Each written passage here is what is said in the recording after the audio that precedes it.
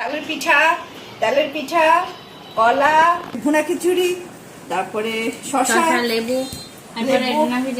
Chicken পরোটা, ice cream. Wait কি ভাবছেন স্বপ্নিলের বাসায় আসছি? আজকে আসছি আমরা মাহির বাসায়। আন্টি প্রায় ফোন দিয়ে বলে যে মাহি বিদেশ যাওয়ার পর তোমরা তো একবারই আসো না।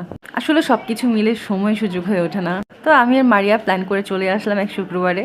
আর দেখেন আন্টি পুরা স্বপ্নিলের মায়ের মতো শুরু করছে।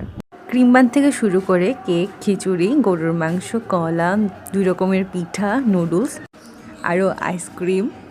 আন্টিকে বলতেছিলাম আন্টি আপনি স্বপ্নিলের মায়ের মতো একটা স্পিচ দেন। আন্টির সাথে আসলে দুষ্টামি করা যায়, আন্টি অনেক ফ্রেন্ডলি। আর আমাদের বন্ডিংটা এমন হয়ে গেছে যে মেয়েও বান্ধবী, মেয়ের মাও বান্ধবী। আমরা গিয়েছিলাম বিকালে, আর দুপুরে খাওয়ার পর কি আবার এতগুলা খাবার খাওয়া যায়? তাও আন্টি এত কিছু করছে, টেস্ট না করে তো উপায় নাই।